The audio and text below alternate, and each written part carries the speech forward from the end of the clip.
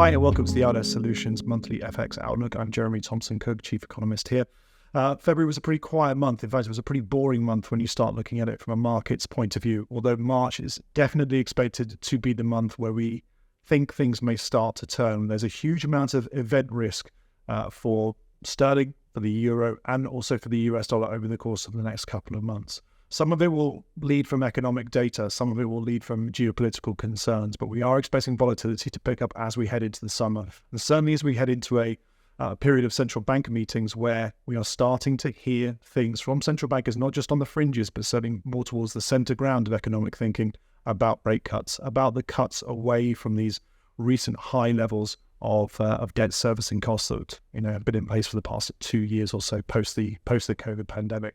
To focus on the US as the most important currency out there at the moment, the data has been hot, and nobody ever said the move to a 2% inflation level would be a straight line. It certainly hasn't been in the US. A strong jobs number in February suggested that the US jobs market is very much alive and well.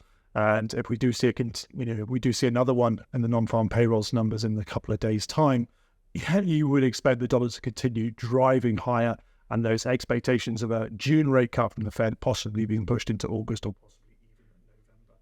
Likewise, here in the UK, August is when everyone's really talking about a Bank of England rate cut. Inflation is sticky around that kind of 4% mark at the moment, but we do have election risk starting to come into it. Chancellor Jeremy Hunt has just delivered his budget. We'll see whether the tax cuts were supportive of the pound, but certainly the UK did hit a technical recession towards the end of last year. The numbers do suggest that sterling may actually continue to be the only G10 currency that is outperforming the dollar so far this year. But how long can that luck last? We don't think it will last too long, although the Bank of England's decision to not cut interest rates is definitely going to help sterling. The euro, however, we are worried about, and it certainly seems to be the central bank of all of these three that's likely to cut rates sooner rather than later. We're forecasting May. The key thing and the key delineator over all of these central banks as to how things move from an inflation standpoint will continue to be wages.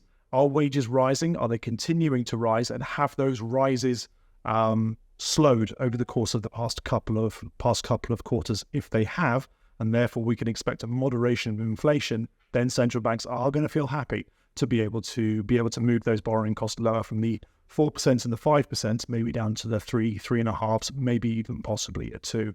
We think it'll start in Europe. They don't have the ability to really hold on for too much longer, given a recession in Germany and falling business and consumer confidence elsewhere on the continent. So our near-term call is the euro dollar to continue to remain below that 110 level, maybe 108, and euro sterling to move towards 83. Sterling dollar, roughly where it is for now. But March and heading into April, it's going to get a lot more volatile.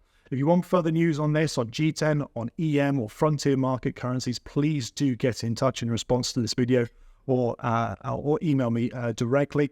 But for now, thank you very much for tuning in. It's been a pleasure to speak with you, and I'll see you next month.